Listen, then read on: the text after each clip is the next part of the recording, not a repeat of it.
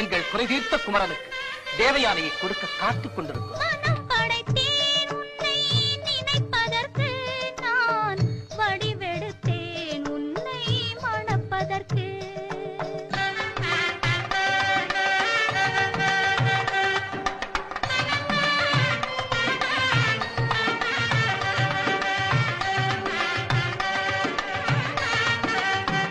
மத்தளம் மேளம் முரசொலிக்க, வரிசங்கம் நின்றாங்கே ஒலி இசைக்க, கைத்தலம் நான் பற்ற கனவு கண்டேன்.